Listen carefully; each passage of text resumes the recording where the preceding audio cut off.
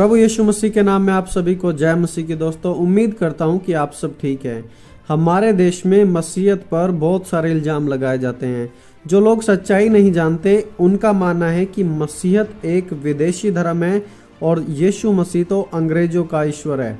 वहीं दूसरी तरफ कुछ ऐसे लोग भी हैं हमारे देश में जिनका मानना है कि मसीह लोग यीशु मसीह का प्रचार करके पूरे हिंदुस्तान को अंग्रेजी राष्ट्र बनाना चाहते हैं और फिर दोबारा से अंग्रेजी साम्राज्य को हमारे देश में लाना चाहते हैं। आखिरकार सच्चाई क्या है? क्या मसीहत अंग्रेजों द्वारा शुरू किया गया?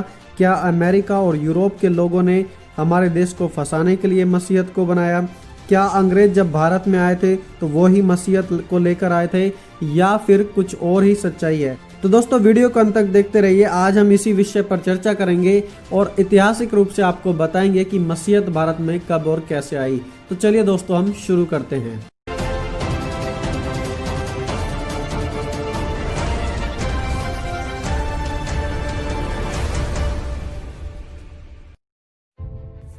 दोस्तों, मसीहत जितनी पुरानी है उतनी ही पुरानी है भारत में भी है।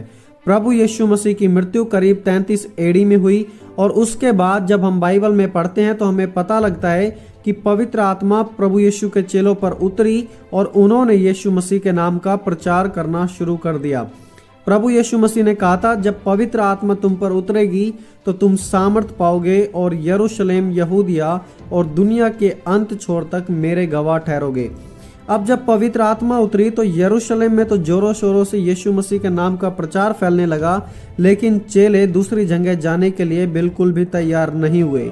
वो यरूशलेम में ही रुके हुए थे और उसी समय साउल कलीसिया को सताना शुरू कर देता है और इस सताव से बचकर प्रभु यीशु मसीह के सारे चेले इधर उधर भाग जाते हैं। जैसे कि मती इथोपिया में चला गया, पतरस रोम और टर्की में चला गया, और वैसे ही प्रभु यीशु मसीह का एक चेला थॉमस वो उस समय भारत में आ गया।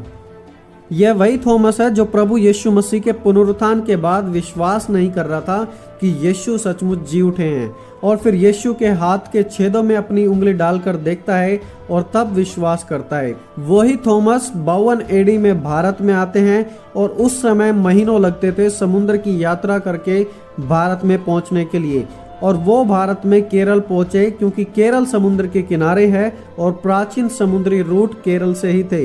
वो केरल में कुडुंगलुरु नाम की एक जगह पर उतरते हैं और प्रभु यीशु मसीह के नाम का प्रचार करना शुरू करते हैं। ऐतिहासिक रूप से संत थॉमस के भारत में आने से 3 ट्रेडिशंस जुड़ी हुई हैं, जैसे कि मलाबार ट्रेडिशन, मइलापुर ट्रेडिशन और वेस्टर्न ट्रेडिशन। ये तीनों ही बताती हैं कि संत थॉमस भारत में आए, लेकिन जो सबसे प्रचलित है वो है मलाबार ट्रेडिशन, और इससे जुड़े हुए काफ़ी सारे सबूत भी हैं। इसलिए हम इस ट्रेडिशन के अनुसार समझेंगे और इसी ट्रेडिशन को ज़्यादा जाना माना भी जाता है। संत थॉमस ने भारत आकर प्रचार किया 52 एडी में कुछ ब्राह्मण्स को और साथ ही साथ कुछ यहूदियों को। उस समय भारत में यहूदी भी रहते थे क्योंकि केरल से व्यापार होता था, और ब्राह्मण्स को जो कि नंबूदरी थे, हाई क्लास लोग थे, उनको भी यीशु मसीह का प्रचार करना शुरू किया। और उसके बाद बहुत सारे लोगों ने उनकी बात को मानना शुरू किया और प्रभु यीशु मसीह के अनुयायी बन गए। ऐतिहासिक तौर से कुछ परिवारों के नाम जो आज भी सीरियन चर्च के रिकॉर्ड में पाए जाते हैं वो नाम वहां पर लिखे हुए हैं, जैसे कि काली और काली अंकल इत्यादि की परिवार प्रभु यीशु मसीह में विश्वास में आए थे। संत थॉमस सुसमाचार का प्रचार करते रहे और उन्होंने 7 कलीसियाएं तैयार की जो आज भी केरल में मौजूद हैं: कोडुंगलुरु, पलियूर, प्रयूर, कोकामंगलम, निरनाम, नीलांकल, कुइलुन। और संत थॉमस ने वहां करीब 9 से 10 साल तक वहां पर सेवा की और उसके बाद वो मइलापुर आ गए जो कि तमिलनाडु का एक भाग है।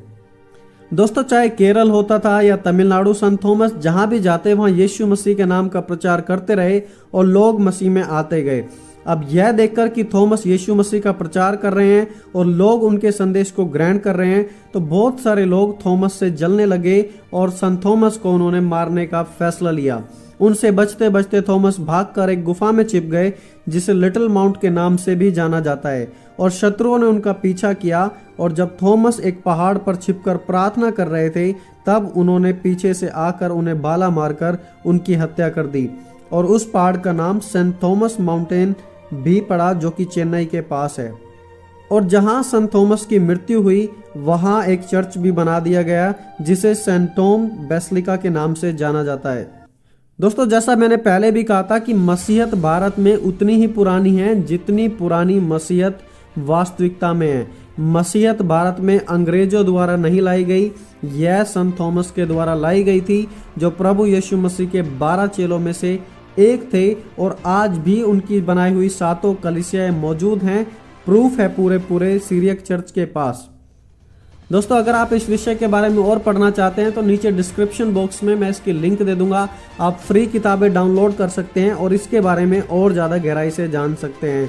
तो दोस्तों, उम्मीद करता हूं कि आज आपके कुछ सवालों के जवाब आपको जरूर मिले होंगे। तो दोस्तों, प्रभु आप सभी को आशीष दे। आप सभी को जय मसीह की।